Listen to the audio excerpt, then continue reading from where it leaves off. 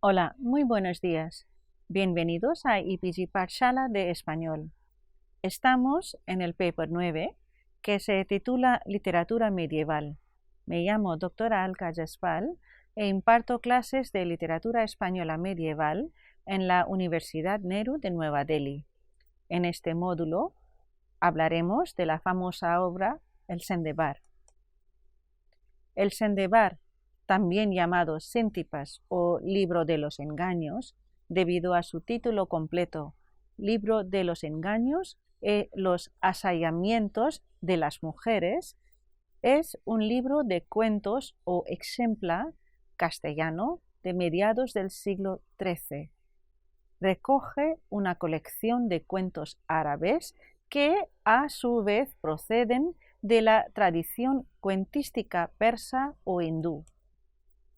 La traducción fue terminada en el año 1253 por iniciativa de don Fadrique, el hermano de Alfonso X el Sabio, y fue titulada, como hemos dicho, el libro de los engaños y de los asallamientos de las mujeres.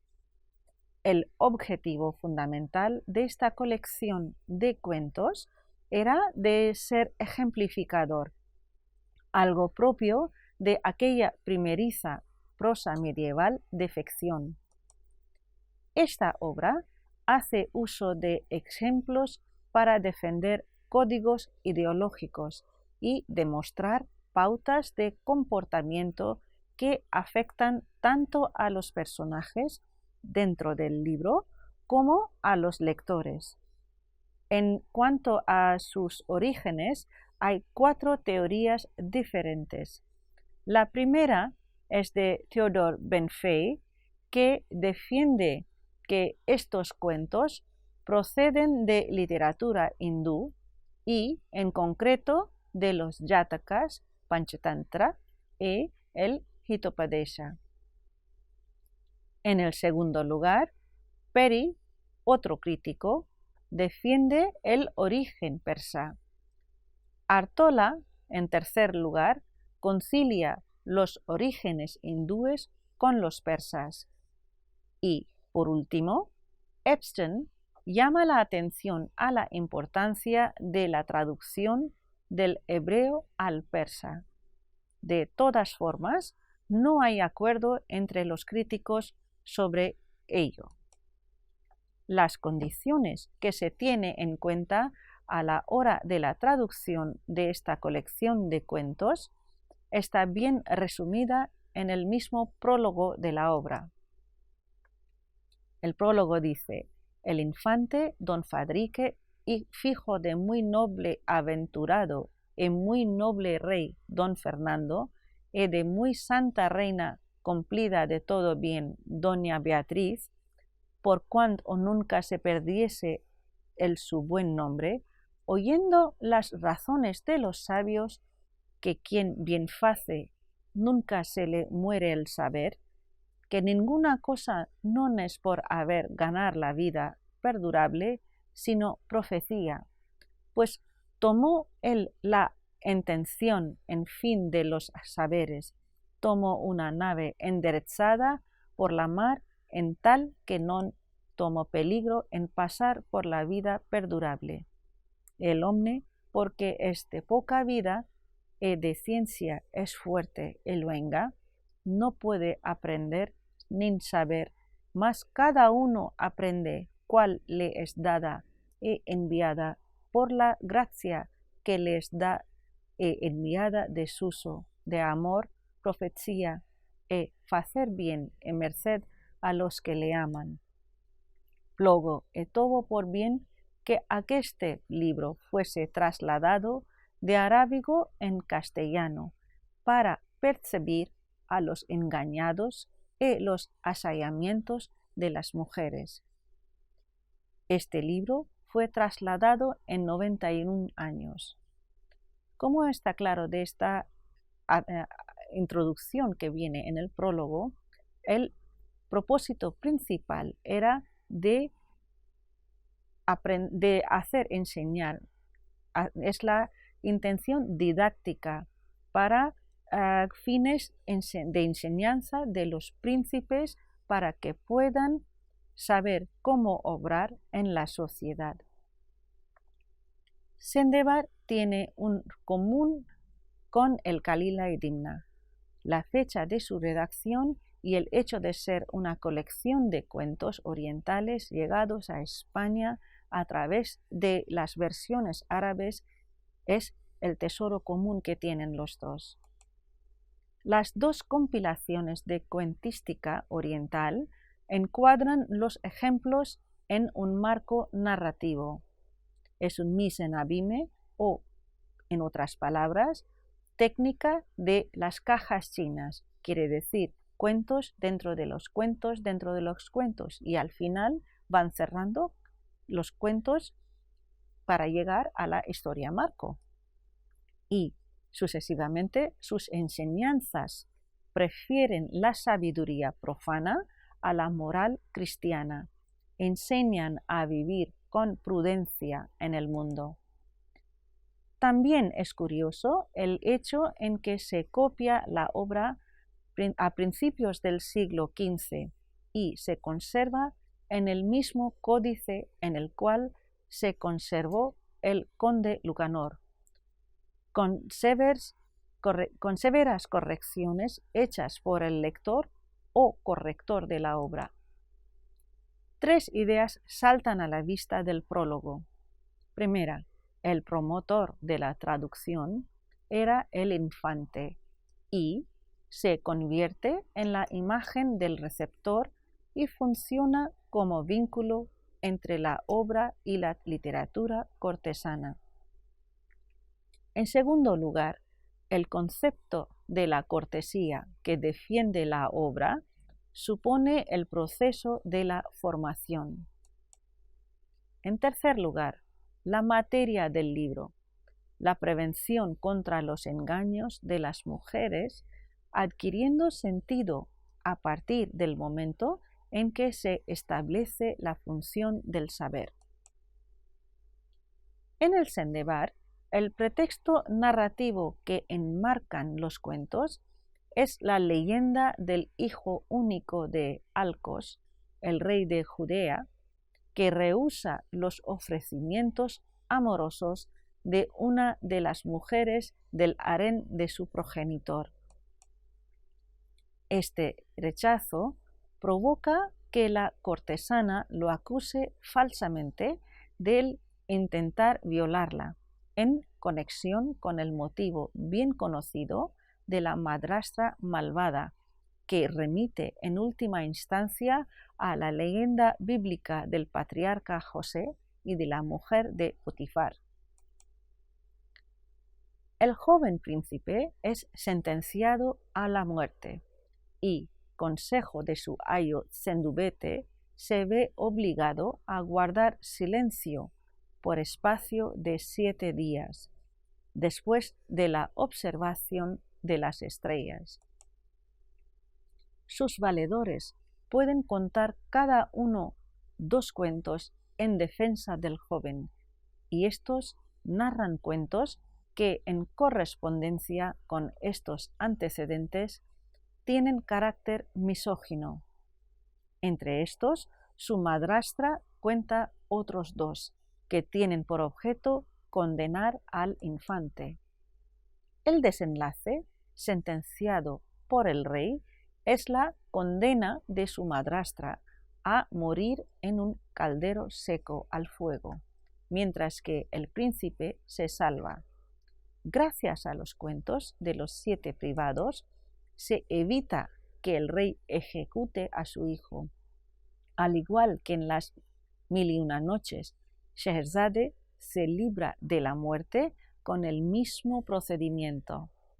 Se documentan varias versiones de esta obra en toda Europa y sus ejemplos se recogen en las Calas Coeli de Diego de Cañizares, que data del siglo XV, y también en otra obra titulada Libro de los 7 Sabios de Roma, del año 1530, y la otra obra titulada Historia del Príncipe Erasto, del año 1575. Tanto Lacarra como Cantor y Rivas, críticos de mucho renombre, concuerdan con la idea de que en la estructura literal del Sendebar se refleja una estructura mítica que describe el ritual iniciático, así que la obra didáctica Sendebar, que es considerada tradicionalmente como una colección de exempla con una evidente tendencia misógina, es, además, bajo una lectura simbólica, un tratado sobre el renacimiento del espíritu y el ritual que se atraviesa para poder ser iniciado en los misterios mayores. Desde la primera lectura literal es evidente que el Sendebar gira en torno a la imagen de la mujer, su astucia, ingenio, seducción y sabiduría. Muchos ejemplos, incluso algunos de los que relata la madrastra, mostrarán la capacidad femenina para desplegar falsas apariencias, transformar la realidad y atrapar a los ingenuos personajes dentro de una falsedad aceptada como verdadera. Por ello, es fácil concluir que la finalidad didáctica del Sendebar es advertir sobre los engaños de los que son capaces las mujeres, brindar los elementos necesarios para poder distinguir sus artes e invitar al lector para que busque la verdad detrás de las apariencias. Como dice en la obra, «Plogo e tobo por bien que aqueste libro fuese trasladado de arábigo en castellano para apercibir a los engañados en los asallamientos de las mujeres». Pero además se nos advierte constantemente sobre la imposibilidad de llegar al conocimiento completo de sus artes. Sigue en la obra unas líneas muy importantes. Dice, «Y yo, Señor, no te di este ejemplo, sino porque sepas que el engaño de las mujeres, que son muy fuertes sus artes, y son muchos, que no dan cabo ni fin». Quiere decir, no tienen ni principio ni fin su arte. La advertencia sobre lo vano de este intento es incluso puesta en boca de una mujer dentro del cuento 18. Ella ingenia y dice, «Tú gastaste mucha lacería y mucho mal día, y nunca esperes en real que esto que tú demandas nunca acabarás tú ni hombre de cuantos son nacidos». Lo cual nos recuerda la sentencia contenida en el prólogo de la misma colección, que dice, «Y el hombre, porque es de poca vida, y la ciencia es fuerte es luenga, no puede aprender ni saber, mas cada uno aprende cuál le es dada e enviada por la gracia, que le es dada e enviada desuso, de amor, profecía, y hacer bien en merced a los que le aman». Las historias ejemplares muestran simbólicamente la manera correcta o incorrecta de proceder ante una situación particular. Para lograr su objetivo, exponen las consecuencias que sufre un personaje, el cual será representante simbólico de aquel a quien se desea instruir. El ejemplo se convierte de esta forma en una alegoría que ilustra un dilema particular. Por ello, las sentencias que generalmente anteceden a los ejemplos dictarán los siguientes preceptos. Si actúas de tal o cual forma, te sucederá tal o cual cosa, al igual que a determinado personaje. Las historias, debido a su naturaleza ejemplar, se transforman en oráculos que muestran lo que acontecería si se obrara de tal o cual manera. Así es como los ejemplos realmente invitan a la contemplación de las consecuencias y su adecuada asimilación depende de la capacidad y la naturaleza de quien los escucha. Entonces, si los ejemplos agrupados en el Sendebar pretenden mostrar cómo se ingenian los engaños femeninos que modifican la realidad y, desde luego, revelar las circunstancias y los riesgos que se pueden enfrentar al tomar tal o cual camino, la única manera de comprenderlos será mediante un esfuerzo particular. Este sentido esotérico también se encuentra implícito en la tradición didáctica en la cual se origina Sendebar, ya sea en la tradición de donde proviene su traducción, como en la de su origen. Hay que tener en cuenta la finalidad didáctica que motivaba la narración de historias para ambas culturas, árabe e hindú, lo cual permitirá el conocimiento del sentido profundo que encierra el Sendebar. Hay que recordar también el sentido didáctico que se le dio a los cuentos dentro de los círculos sufís, donde es costumbre que los estudiantes se impregnen en los cuentos prescritos para su estudio, de modo que su dimensión interna puede ser abierta por el maestro a medida que el candidato es juzgado maduro para las experiencias que ellos ofrecen. Ahora nos remontamos al sentido didáctico según la cultura hindú, dado su probable origen primitivo, especialmente en los relatos que tratan sobre el mismo tema que la colección del Sendebar, el cual es el poder que poseen las artes femeninas para atrapar mediante la falsa apariencia. El objetivo del pensamiento indio ha sido siempre conocer el secreto del atrapamiento y, de ser posible, abrirse paso a una realidad exterior que subyace en las circunvoluciones que envuelven nuestro ser consciente. La mitología hindú trata el enigma del arte femenino que atrapa la conciencia, o sea, el maya, precisamente mediante manuscritos pictóricos que permiten a la inteligencia común aprender las implicaciones filosóficas del enigma. El trama argumental es novedoso y permite todo tipo de interpretaciones.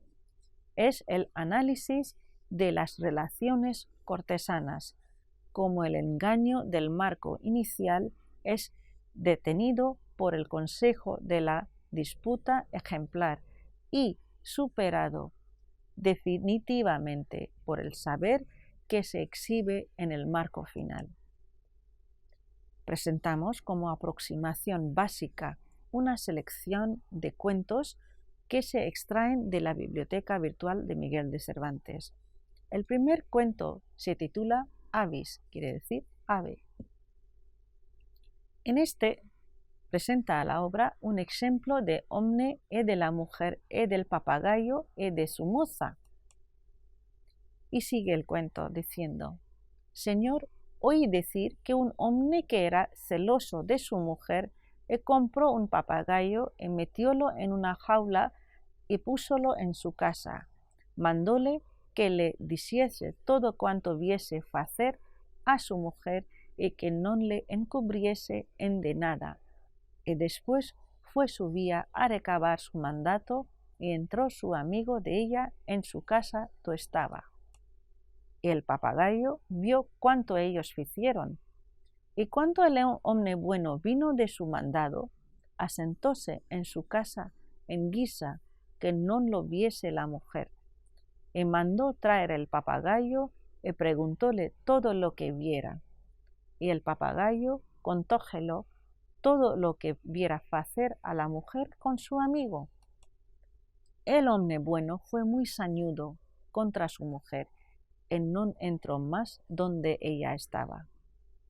Y la mujer cuidó verdaderamente que la moza la descubriera, y llamóla entonces y dijo: ¿Tú dijiste a mi marido todo lo que yo hice?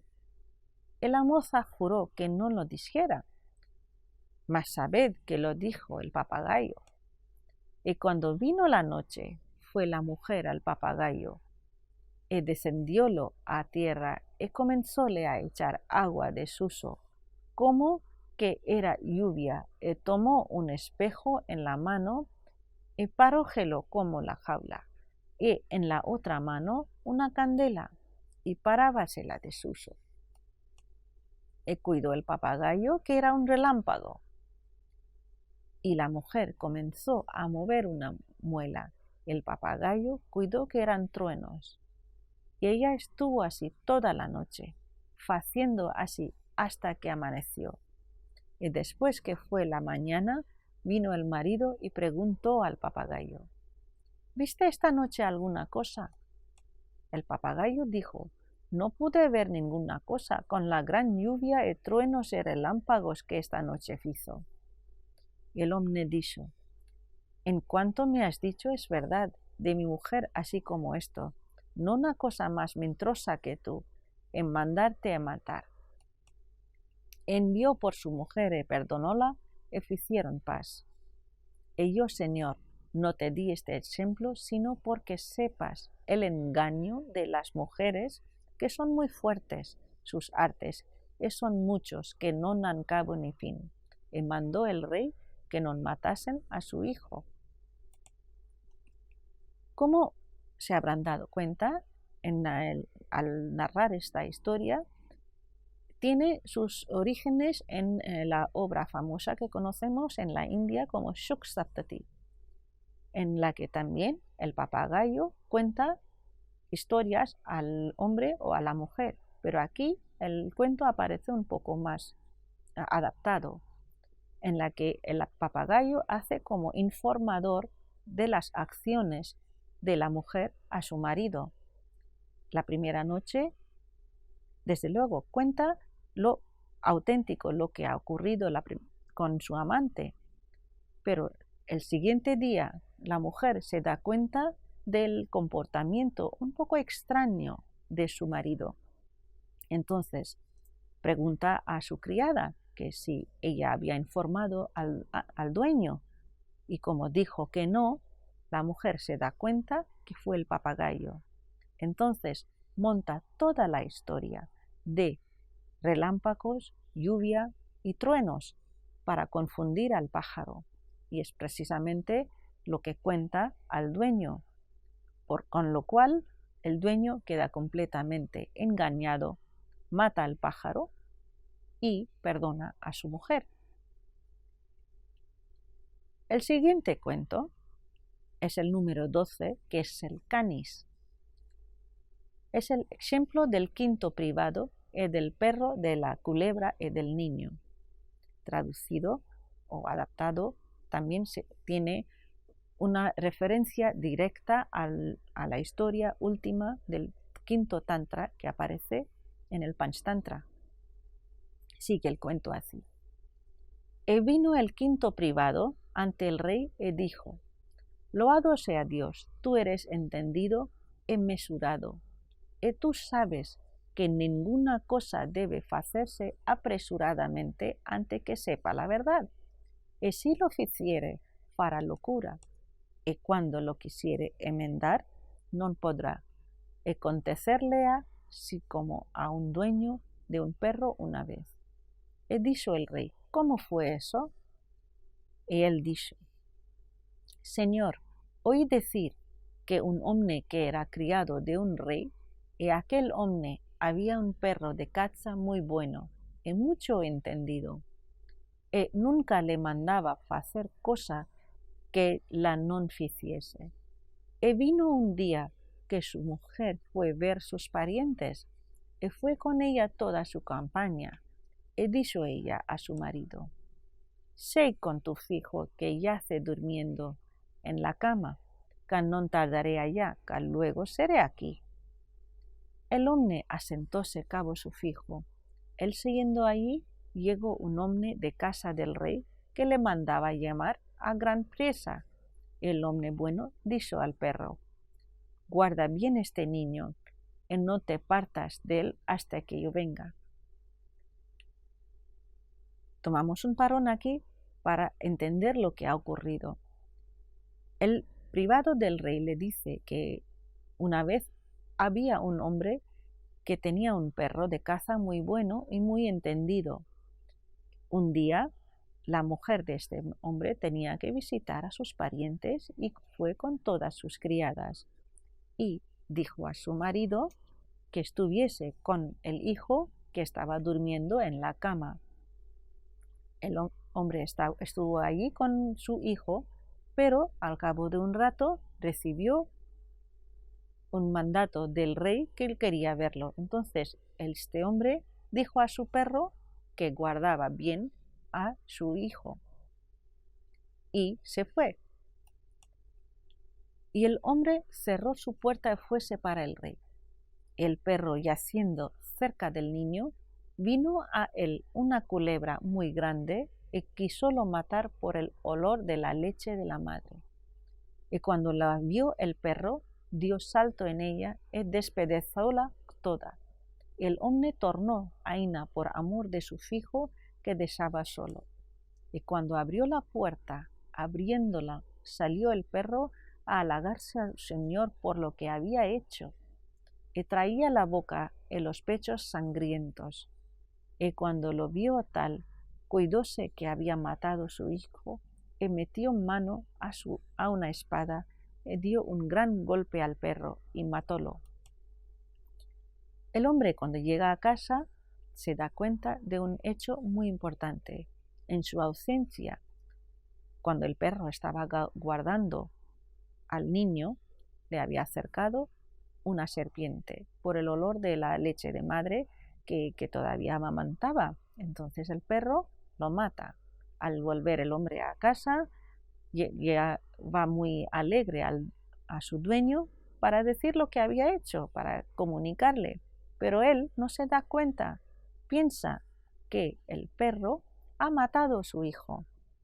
Coge una espada y mata a su perro. Sigue el cuento. Y fue más adelante a la cama y falló su fijo durmiendo, y la culebra despedazada a sus pies. Y cuando esto vio, dio palmadas en su rostro y rompióselo, y no pudo él facer, y tomóse por malandante que lo había errado. Aquí dice que cuando va a la cama de su hijo, encuentra al hijo plácidamente durmiendo y la serpiente muerta y despedazada. Entonces se da cuenta de su error y estaba muy triste. Sigue el cuento. El Señor no te contesta a tal en tus fechos que después no te podrás arrepentir. No mates tu hijo, que los engaños de las mujeres no dan cabo ni fin. Aquí, al final del cuento, aparece la moraleja del privado y en la boca del privado de todo el cuento, que una vez hecho una cosa, si es errónea, no puedes deshacerla, porque los engaños de las mujeres no tienen principio ni el fin. Esperamos que estos fragmentos les hayan aclarado las ideas que hemos elaborado en este módulo. Muchas gracias.